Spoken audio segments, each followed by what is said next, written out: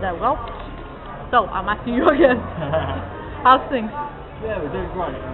We're rehearsing hard here in London for the show Crimson Glory tonight. First time at the Underworld for a few years. It's good to be back. Looking forward to Bloodstock next month. And, yeah, we're having a good time. How was the tour? Tour was great. European tour, great fun. It's great for these guys to get out and. I mean, for some of us, it's the first time we actually got out to Europe playing in Japan. So it was excellent. You know, European fans, got to give it to them. So, how was the reception? How did the fans greet you? Excellent. You know, because a lot of the fans, you know, don't really have a chance to see the band often. So, you know, some of them, even the guys travel 9 hours to come see the show from Germany. It's great. You know, really dedicated, hardcore fans. It was great to see them and meet them after the shows and all that. When people have been waiting 10 years to see you play, you know, it's quite something when you eventually actually get there. You know? Well, you do realize you have fans outside of Europe. What about them? Well, that's all about money, unfortunately. To fly a band to South America or Australia, you need record companies supporting you or sponsors supporting you. Unfortunately, all the tours we do, we pay for ourselves. So there's the reality of the thing. Yes, indeed. But considering the fact that the way metal is perceived, metal is starting to become mainstream. So there's a lot of shows everywhere, a lot more people. So isn't that a good thing? It's a great thing, you know, that's a brilliant thing. But I think what people have to remember is that when record companies look at, are we going to put this band on tour? It's all about how many CDs you've sold. It's not about how many times people have illegally downloaded your album. And therein lies the key to the whole problem. You know, not enough record support, which means bands like those, it's very difficult to get even out of the UK, never mind into Europe, you know. Don't get us wrong, you know, if we could get out there, it'd be more than pleasant to do. So we'll see, I hope we can get out beyond Europe. Well, that's it, you know, I think the internet's a good thing and a bad thing. It makes you appear to be a very big band sometimes. People think you've got a nice website and all that kind of thing, you've made a few albums, you've been around a long time. But we all still do normal jobs. You know, Monday to Friday, it's regular work, just like everybody else. So when you factor that in, the time is an issue as well. You know? Well, a friend of mine, Mr. Tony Martin, maybe you've noticed on my website, he's on the crusade to reform the music industry because he thinks that the current situation, exactly as you described it, is in a pretty bad state for the artists. Couldn't agree more. And music shouldn't be free. And it's the same as, you know, you look at somebody who makes shoes. They make shoes, they put them in a shop. Now, if I want a pair of shoes, I can't walk into the shop and say, oh, I like them, I'm going to take them. Well, I don't want to pay for them, though. You know? It's exactly the same thing. But I think we're in a situation now where we have a generation of people growing up who only know this way. Some people don't even know what CDs are. Yeah, a generation of people taking things without actually giving them some back. It's difficult. It is a problem that if it doesn't get addressed and a solution is not found, bands like ourselves are going to struggle to survive. I think it's got to the point now where it's very hard for people to go back and actually, you know, I can't imagine people buying CDs and albums in the same way as they used to. It'd be interesting to see how it will progress over time itself. maybe technology will resolve it itself. I mean, if, for example, music was, I mean, very few people buy CDs, but they buy a lot of, they do buy this digital music. So what if, I don't know, I was reading somewhere that someone was working on something, on a new form of encoding that would basically make it that once you bought it, you can't upload it, you can't share it. Would that solve the problem? Would that be a good thing? I think it would solve the problem for a short amount of time. You know, I'm an IT consultant. I've worked in the industry for 20 years, and I know as soon as you bring out something, 2 months later, somebody will have cracked it. Oh yeah. You know, so it's not a fact of a technology war you can't win. You know, all you can do is put barriers, and each barrier will get broken down, and you have to have more and more and more.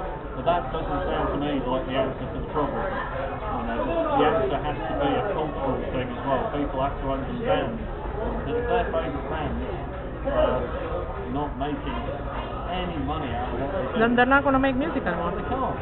Even if they want to, you know, they just can't afford to. You know?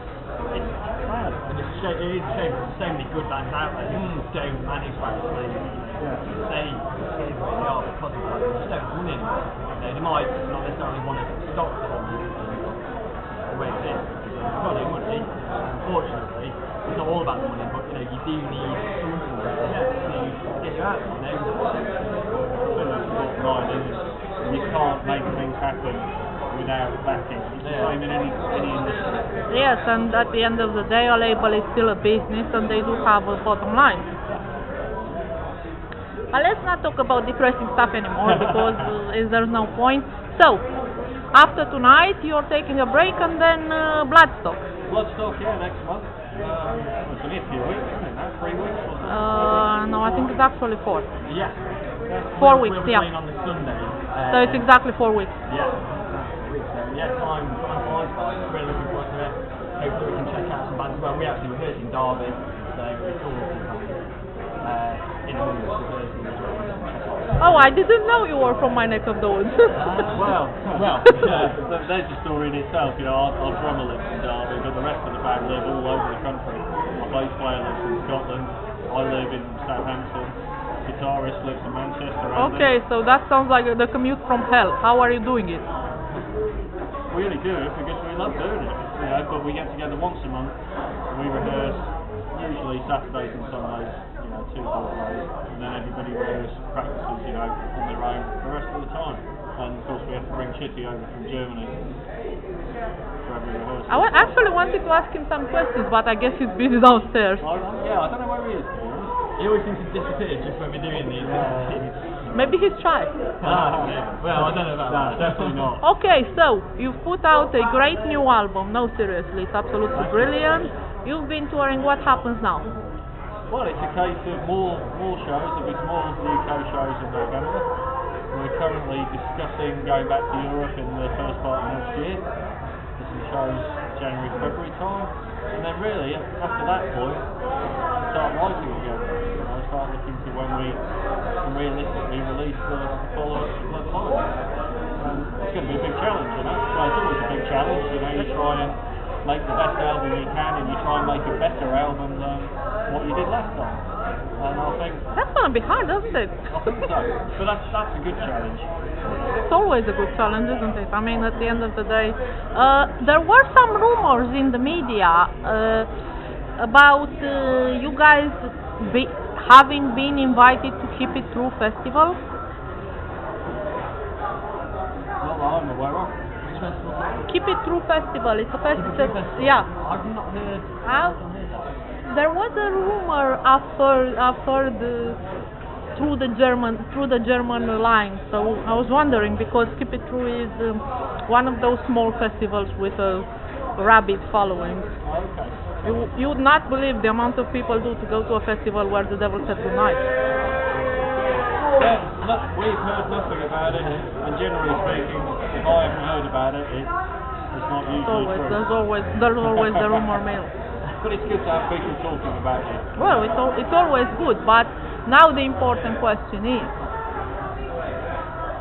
I've asked you this before, but I want it on film. Are you happy? Are you happy? Happy? Yes. Is that a general happy, or am I happy with the No, band? are you happy with what's happening with the band? I mean, some people were very, very upset when the Italian side of things left. I think the important thing is that people understand why those guys left. You know, I don't know if the story made it out to everybody, but you know, the reality is, Alessio didn't want to do metal anymore. He wanted to do alternative rock. So I do have some very vivid memories of certain golden leather pants. there you go. I mean, it was a very amicable split, you know. Alessio's been to a lot of the shows we've done. Every time we've played in London, Alessio's always there. We've seen Andrea next month, hopefully. So I talked to those guys at least once every 2 weeks. You know, they're some of my best friends in the world. The same with Steve Scott, the old bass player, where he was moving back home to New Zealand. So what can you do? That's a bit too long of a commute, isn't it? Yeah. So although it looks like, I even saw some stories that people said I fired everybody. You know, There were rumors. come on, you know. Those people clearly don't know me. Yeah. They have no idea what I'm like as a person. You know, I don't do that. You know. I don't know. I mean, you know how it is. The rumor mill always runs, but That's things life. are good, aren't they? And I suppose there's no such thing as bad press either. You know, if people are talking about you, that's a good thing. Actually, I was a bit surprised that I didn't see you guys on the listing for Wacken, because considering, you know. Well, yeah, it'd be nice to do that one day, but I think this all emphasises though that PowerQuest is very much an underground kind of band, you know, and it's very much a band that I think you either love the band or you hate it. There's no middle ground. You know, what we do is It's very, don't like to use the term, but it is quite a niche market, you know, the bands. Even though there is quite a broad musical spectrum, there's still, you know, that's more of the issue, I think. People like to say, okay, this is a power metal band, this is a hard rock band, this is a progressive band. Whereas with us, you get hard rock, power metal, progressive, all put together. So when, you know, somebody who normally just listens to power metal will say, hold on, why are they doing this? Well, we're doing it because we like it. You know, and that's the first rule of being in a band really is don't do stuff for other people. You've got to like it yourself more than anything else. I think it's hard for people to actually accept as well, isn't it? You know, that we're not just one style of music. So you get all these people saying, you know, all these gay 80s, Van Halen, something like that. But that's not, if you actually listen to PowerQuest, it's not like all about. There's so much more to it. Yet the general perception is that PowerQuest is kind of, how should I put it politely, more of a British band only, probably because your exposure out in Europe has not been as big as you'd have deserved, in the opinion of many people. Yeah, I guess that's a fair comment in some ways, you know. But that kind of brings the question back to what we started talking about in a lot of ways.